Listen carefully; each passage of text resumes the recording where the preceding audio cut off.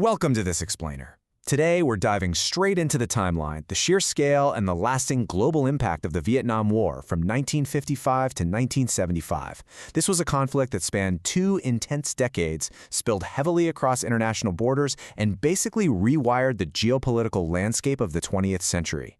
My goal today is to cut right through all the complexity and give you a really clear, engaging look at how this history actually unfolded. Here is our roadmap for the next few minutes. We'll be looking at the origins and division, the American escalation, the Tet Offensive, the withdrawal and fall, the human cost, and finally, the lasting global legacy. Let's get into it. But before we actually trace the timeline, we have to stop and ask, how on earth did a localized independence movement pull in the world's absolute biggest superpowers? You know, the Vietnam War wasn't just some isolated civil conflict, though civil war was definitely a defining feature from day one. It started as a post-colonial struggle for national liberation and just morphed, almost organically, into the central, defining proxy war of the entire Cold War era. Part 1. Origins and Division. So, following the French defeat in the First Indochina War back in 1954, Vietnam's independence was affirmed. But the country was literally split in two at the 17th parallel. You've got the Viet Minh, led by Ho Chi Minh, taking control of the north, and Ngo Dinh Diem leading the south. Now, this division immediately sparked a southern insurgency. By 1957, the Viet Cong, which was the Communist Front in the south, really ramped up their guerrilla war, and they were fueled by this massive, newly established logistics network called the Ho Chi Minh Trail. And by 1961, the chessboard is fully set. North Vietnam is covertly sending their army down south, while U.S. President John F. Kennedy starts dropping in military advisors to prop up the South Vietnamese army. And this perfectly illustrates the proxy nature of the whole thing. Backing Hanoi in the north, you've got the Viet Cong, but they're heavily bankrolled and supplied by the Soviet Union and China. On the flip side, backing Saigon in the south, you have the United States jumping in alongside anti-communist allies like South Korea, Australia, and New Zealand. It's wild to think about. What started as a local fight was suddenly running on a massive international engine. Part 2. The American escalation. Now, the real turning point hits in 1964. The Gulf of Tonkin incident was the absolute catalyst here. It gave U.S. President Lyndon B. Johnson a congressional resolution that basically handed him a blank check. It authorized him to launch massive bombing campaigns over the north and, crucially, let him deploy combat troops without actually ever formally declaring war. Direct U.S. military involvement was about to just skyrocket. And once those forces clashed, we see this incredible contrast in military strategy. We're talking about two completely different playbooks. American forces leaned entirely on air supremacy and just overwhelming mechanized firepower. Think massive search and destroy operations out in the rural areas. Communist forces, on the other hand, played a totally different game. They leaned heavily into guerrilla warfare tactics, using the dense countryside and incredibly well-concealed jungle bases to their advantage. They systematically avoided those large-scale conventional battles where American firepower would normally just dominate. So, the peak of this escalation? That hits right here in April 1969 when American troop deployments reached a staggering 543,400 soldiers. To put that massive number into perspective, the total number of U.S. service members deployed to Vietnam throughout the entire conflict would eventually top 2.7 million. That means roughly 1 in 10 Americans of that generation served in the theater. The sheer scale of this military footprint for a Cold War proxy conflict was just completely unprecedented. Part 3. The Tet Offensive. Let's jump to 1968. Under the leadership of Lee Duan, Communist forces launched the Tet Offensive.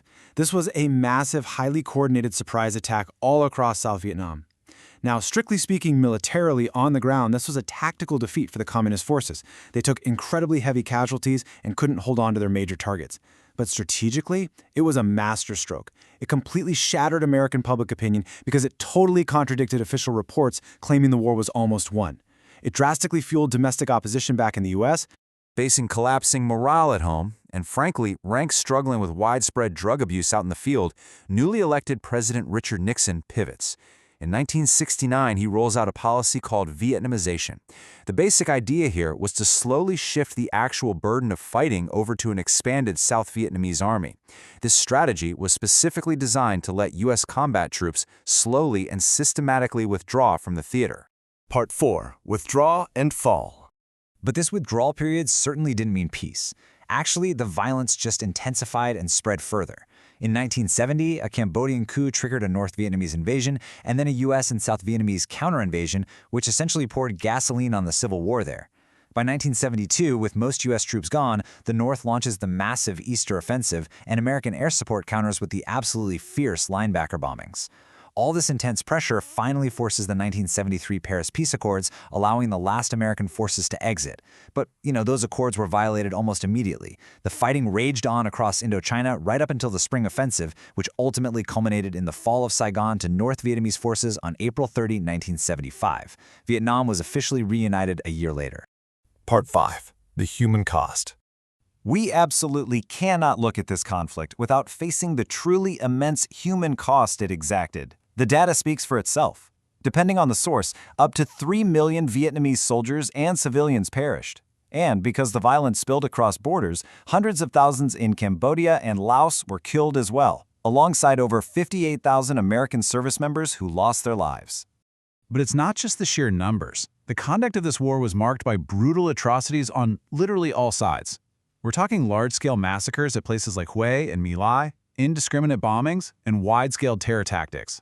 On top of that, an estimated 20% of South Vietnam's jungle was sprayed with highly toxic herbicides, most notably Agent Orange. This didn't just strip the landscape, it caused devastating long-term health nightmares for both the local populations and the veterans who fought there. Part 6. The lasting global legacy. The echoes of 1975 didn't just fade away. They cascaded violently. The immediate post-war period saw massive regional destabilization. First, the Khmer Rouge seizes power in neighboring Cambodia, initiating a horrific genocide. In response to that, Vietnam actually invades Cambodia in 1978, and that move, it provokes China to invade Vietnam in 1979, kicking off bloody border wars that dragged on all the way until 1991. The entire region was just a chaotic powder keg for well over a decade after the U.S. left. Meanwhile, the civilian nightmare continued. Severe post-war political repression and a completely collapsed economy triggered a massive refugee crisis. Millions desperately tried to flee the new communist states. This tragically led to the era of the Vietnamese boat people, where an estimated 250,000 individuals actually perished at sea in desperate attempts to escape. Back over in the United States, the fallout birthed something known as the Vietnam Syndrome. This was a deep-seated, systemic aversion to pretty much any further American overseas military involvement.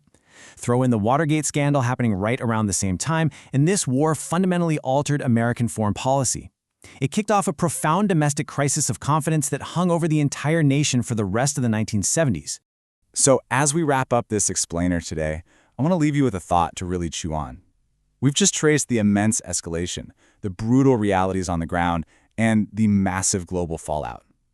Looking at our modern geopolitical boundaries, our current foreign policy doctrines, and how society remembers conflicts today, half a century later, how much of our world is still being shaped by the deep, long shadows of this 20-year war?